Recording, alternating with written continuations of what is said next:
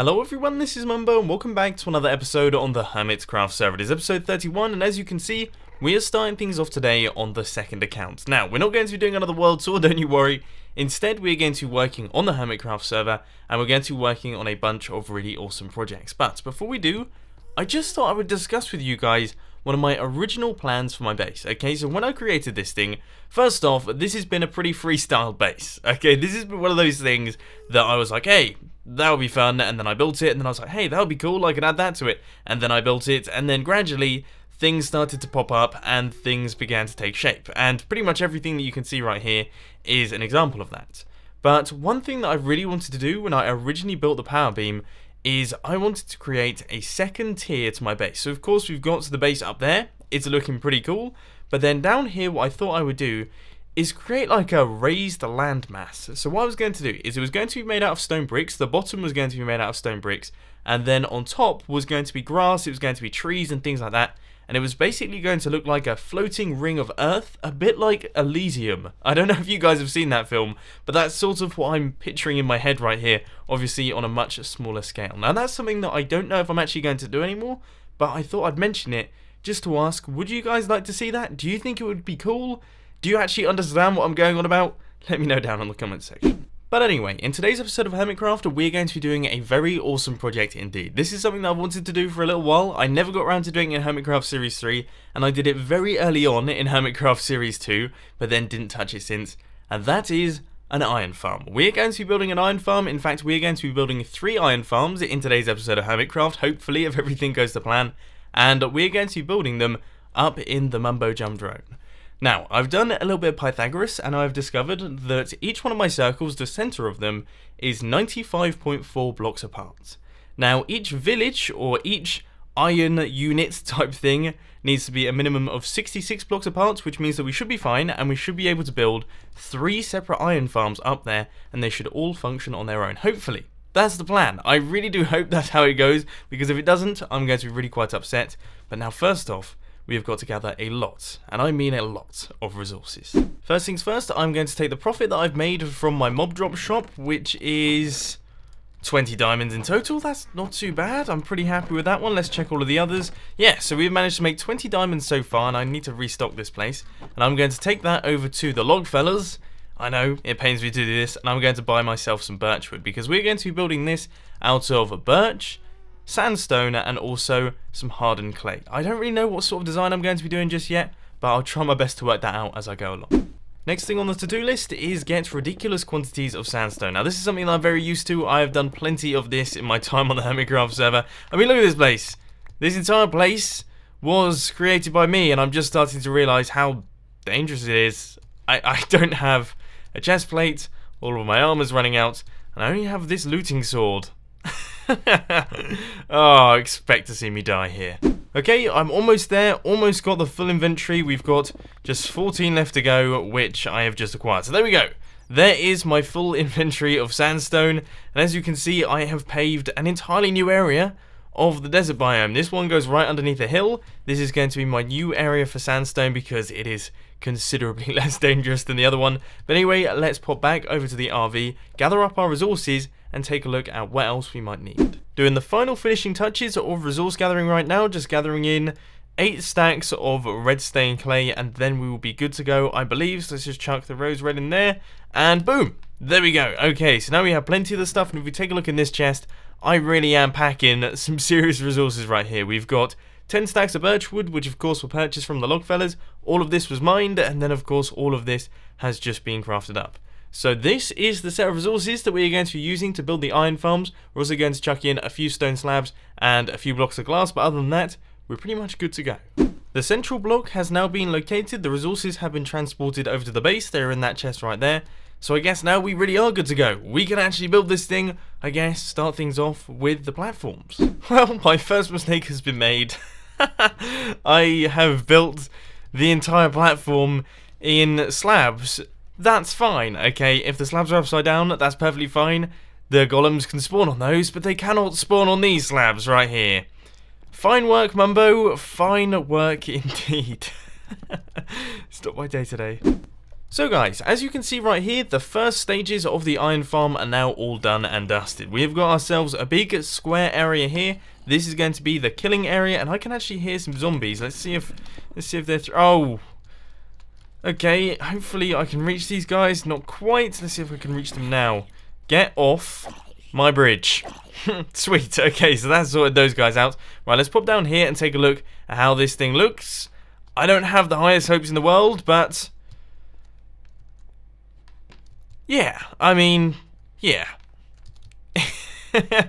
It's not ugly, okay? I wouldn't describe it as ugly. It's not the prettiest thing in the world, though, is it? I mean, it's an iron farm. It's square. This is a circle base. Let's take a look on the second account. Yeah. There it is. I mean, it was never going to be the prettiest thing in the world. That's for sure. I knew that coming into it, that it was never going to be absolutely gorgeous, beautiful. But I was expecting slightly better than that. So maybe we'll have to do some decorating at some point in the near future. For now, we're just going to build the thing, get it finished, and hope that we can improve upon whatever it is that's going on over there. I'm sorry guys, it just sort of happened. I was looking away for 2 seconds and then a circle appeared. I couldn't do anything about it. I don't know if it looks good. I don't know if it looks better or worse. I feel like I might be reaching the limits of circles right here. But for now, I think I'm going to keep it. I think it's a nice addition to my little iron farm right here. But now I guess it's time to actually continue building this thing. Oh, I remember having to do this back when doors did not stack. It was a lot less fun. In fact, I built the iron trench when doors didn't stack, and I can promise you that was considerably less fun. Never again. Progress update, all of the doors are now in place. And I have to say, I actually built all of this, then destroyed all of it, and redid all of the doors on the inside of the iron farm. So all of the doors are on this side of the block as opposed to the other side of the block. I hope that doesn't make a difference. I hadn't actually thought of that. Hope that doesn't make a difference to the operation of the farm. But as you can see, they are now inset, which I think just looks a little bit better. It looks a tiny bit better, a tiny bit more interesting, because beforehand it was just one big square block, and I wasn't particularly liking that one. So now we just have to do the inside platform, all of the water, and then the villager chambers, and this one is all done and dusted. And just like that, all of the blocks are now all in place. The iron farm number 1 has been completed, bar all of the water and everything like that, but we'll do that later on. But the actual structure itself is all done. Now I have to say, that has actually taken quite a long time. As you can tell, it's getting a little bit late. I'm actually going to have to head off to bed now. But this thing is completed. I'm quickly going to hop on the second account and just check out how it looks. So, here it is. As you can see, we have got our circle down at the bottom. I'm still not 100% certain on that one. But one thing that I will say is I'm probably going to end up doing something similar as to what I did on this side. So we're going to have a walkway going right the way across the circle right there, underneath the iron farm. And that should hopefully make everything look a tiny bit better. But I'm very, very happy with the progress we've managed to make so far. Now it's time to crack on with the other 2 iron farms. And you know what? We're going to do the first one in a third-person timeline. Now in today's time-lapse chat, I want to talk to you guys about something that has literally just happened. Today is the day of Minecraft 1.10, the first snapshot that's released of Minecraft 1.10, and so far it looks really quite exciting. You will have seen that I've released a bunch of videos today, which is Wednesday, for those of you who are watching this episode on Sunday. So yes, it was quite a long time ago for you guys, but I released 2 videos, a snapshot video and also a new mob farm video. Now, both of these things are extremely exciting, and of course, Minecraft 1.10 looks to be a fairly interesting update, and I just wanted to chat to you about my thoughts and opinions on the update itself. So, first things first, new mobs. New mobs are always very exciting things. I love the polar bears. I think they're fantastic. I think it's such a cool idea that they get protective over their cubs. That's a completely new element to Minecraft, something you haven't really seen before, and I like it a lot. Now, in terms of the other 2 mobs, we've got the stray and also that other one that has completely skipped my mind. But these are the new hostile mobs. Now, these guys apparently don't burn in daylight, which is pretty interesting, but also they give potion effects when they attack the player. Now, that's cool. That really is cool because it adds a completely new challenge to the game. For example, one of them, when it fires an arrow and it hits you, you actually get slowness. That's going to be a massive challenge. And the other one, you actually start losing hunger, which means that affects your regeneration, which is huge. That's huge. They're going to be really challenging enemies. So I can't wait to die at the hands of those guys because let's face it, that's probably what's going to happen. But on top of that, we've got a few new blocks. We've got the bone block, which is something that I love. I personally love this block. One of my favorite new blocks. It's a white block. I love my white blocks. It's easy to get. Of course, if you just have a skeleton grinder, you can get tons and tons of the stuff. And also, it's used in fossils that you can find in the ground. That brings a whole new exploration element. And I'm very excited to try and go out and actually locate some fossils. So that's another thing that I'm really jazzed for. Now the other nether blocks, of course, the new sort of nether wart block and the nether brick, not too fussed by those, don't particularly like the textures, so I'm probably going to leave those ones alone. But the magma block is epic. If it stays like it is, it's amazing, one of the best blocks in the game because it creates basically a giant mob farm. But also, I like the idea of it. The traps, the number of different redstone ideas I can come up with for that thing, look forward to seeing those over the next couple days. But most importantly, of course, we have got the new structure block. Now that is something that I really want to get involved with, even though I have a feeling it's quite complicated and something that I personally won't be able to find much of a use for because of course most of my builds work only in survival. But I love the thought of it. It's such innovative thinking by Mojang. And I'm very happy that it exists. I'm sure map makers are going to have an absolute whale of a time with this thing. So I can't wait to see what the Minecraft community comes up with. So far 1.10 looks to be a fairly interesting update. However, I do feel it needs a few more bits and bobs. It needs sort of thickening out a little bit. You know, plumping up, I guess you could say. Because if that's it, if that's all of the features, then I'm going to struggle to get too excited about the full updates. But let's wait and see. I'm excited about it anyway. Let's get back onto the Hermitcraft server. Okay chaps, we have now returned back to the Hermitcraft server. It is now the next day, it is bright and early in the morning, and as you can see we have got two rather beautiful iron farms up here. But there is one thing that has me just a tiny bit concerned. A couple seconds ago, I can actually see a few mobs on the outside of the iron farms. Now, I don't know if this is because I just haven't lit them up, but one thing that does concern me just a tiny bit is that obviously if zombies can spawn where these doors are, then they can break the doors and that will break the farm, which would not be a good thing. I don't think I really want that happening. So I think what I'm going to have to do now is I'm quickly going to have to light up these two guys. Then of course we're going to get to work on building the third farm. And there we go. Now each one of the farms is fully lit up. Let's hope that I've actually got my light levels correct here, because glowstone gives off a light level of 15, so that would be 15 there, 14, 13, 12, 11, 10, 9, and then would that be 8 behind that one? I mean, we are sort of pushing it just a tiny bit. I'm considering also adding in maybe some glowstone on the inside of these ones as well. That would probably be a good idea, to be frankly honest with you. So yeah, I'm going to chuck in some glowstone here and some glowstone on this side as well. It's going to really burn through my glowstone resources, but it does seem necessary. Two things. The mob spawner is working in full force. This thing is being an absolute beast right now because there are no other hermits on the Hermitcraft server. So as you can see, we have got mobs spawning left, right and center. But more importantly, everything is now lit up. And as you can see, I have done something a little bit odd. Okay, it's a little bit strange, it looks a little bit strange, but what I've done is I've placed glass, and then I've got a sea lantern in the middle, and that's quite simply to save on glowstone, because glowstone for me is more expensive than sea lanterns, but also it's to save on sea lanterns as well. That's why I've got the glass there, but that should hopefully light up the entire design. So now we have a mob-proof iron farm, which is very important because we want all of the mobs to be spawning in this thing, and they appear to be doing that very, very successfully indeed. But anyway, that's enough of these two fellas. We've got another iron farm to build, so let's crack on with that one. Very quick progress update for you. As you can see, we have got the third iron farm pretty much all in place. I've got all of the framework in, we just have to chuck in the doors, the platform, then the outer areas for the villagers, and that will be this one all completed. And I have to say, now that we've got 3 of them, things are starting to come together. Okay, I would say that we're having a good old-fashioned case of the cheerleader effect right here, and it is starting to look pretty good. So let's just hope, fingers crossed, that when this is done, we will have a nice looking base. I'm a spoon. I have built the top platform using birchwood.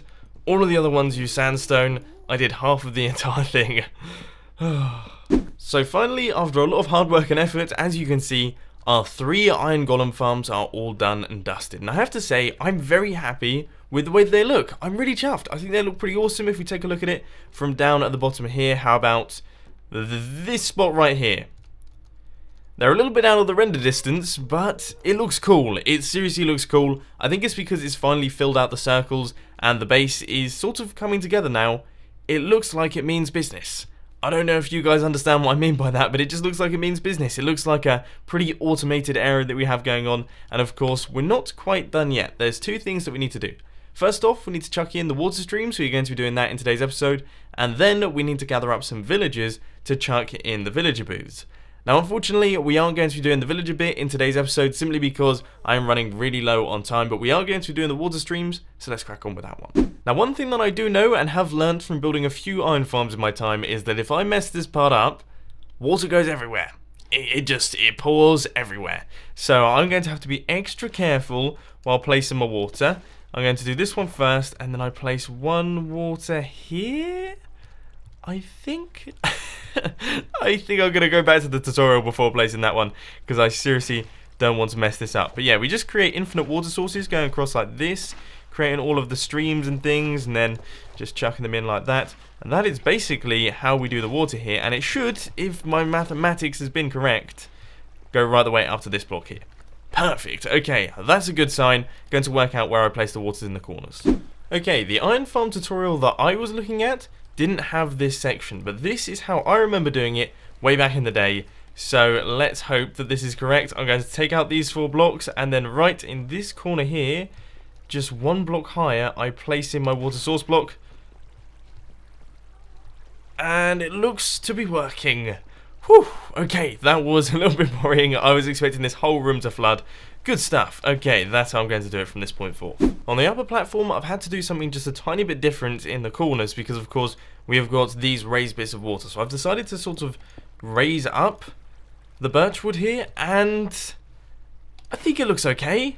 I mean, I can't really tell, but let's just see if this actually works. So this is pushing us, and then we're making our way across into the center. If I were an iron golem right now, I would be traveling, sadly, towards my death, I guess you could say.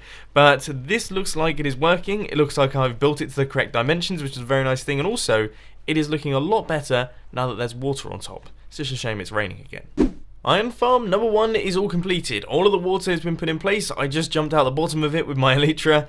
And this is how the base looks from down below. And I've said this many, many times now, but I'm chuffed. I'm really, really chuffed with it. I've always loved the style of this base. It looks like an ominous sort of UFO type thing, and I feel like these iron farms are just making it look even more scary. In fact, somehow it's looking even more drone-like right now. Don't know how that's come about, but anyway, let's pop back up to the top, and we're going to chuck in the water for the other 2 iron golem farms. Iron farm number 2 is almost all completed. There we go. That is the final water source. You can see my mob spawner working like an absolute champion in the distance. I can't wait to see how many mob drops I have from today's episode. But anyway, let's take out the scaffolding, take a look around here. This is all looking in order. That is fantastic. Now we remove all of the bottom blocks, and once again, we perform our expert James Bond style exit strategy of breaking this block and then falling and then activating the elytra and making our way across to the maze biome. Well, this is a genuine cause for concern. There is a creeper who... Yeah, no, there's no way that I'm going to be able to kill this dude. Maybe... I've got an idea. I'm going to place water next to him. It worked. It actually worked. He didn't blow anything up. That was Mumbo Jumbo actually being a professional Minecrafter for once. It's rare. I've broken something. I've broken something. Oh, what have I broken? What have I done? I don't understand. Phew. And there we go. The 3rd and final iron farm is now all finished. I have filled in all of the water sources. Everything is now completed. And I'm very, very happy. I'm so happy with the amount of progress that we managed to make in today's episode. It is a bit of a shame that we didn't manage to do the villagers, but that was a bit of a tall order, to be honest with you. That was quite a large project there. But anyway, let's drop out the bottom and then activate the elytra really late there. Oh, that was awesome. That was like something out of Top Gun. I'm dead chuffed with that. Alright, anyway, let's take a look at the base now. Sweet! That looks mad. Doesn't that look crazy? Ah, I was so worried when I was building this thing that the iron farms were really ugly. I thought that they were a little bit on the ugly side, but now that we've got all three of them, and we've removed most of the scaffolding and they're actually in place and built, it looks awesome. Seriously, I don't know if I'm looking at this through rose-tinted glasses because I've spent a considerable number of hours over the past couple of days building this thing, but I would say that it looks good. I'm really happy with it. Awesome. Awesome, awesome, awesome. Okay, so we have got ourselves 3 iron farms on the Hermitcraft server. They will be operational by the end of the week, which means that we'll be getting a ton of iron, which means that we might be able to compete with Mr. Tango Tech on the shop front. Just saying, we might be able to create a rival store here. We'll have to wait and see on that one. But unfortunately, ladies and gentlemen, that is all I've got time for today. I hope you enjoyed this video. If you did, please be sure to hit that like button. And if you really loved it, then make sure to subscribe. But thanks for watching, guys. This has been Mumbo, and I'm out. I'll see you later.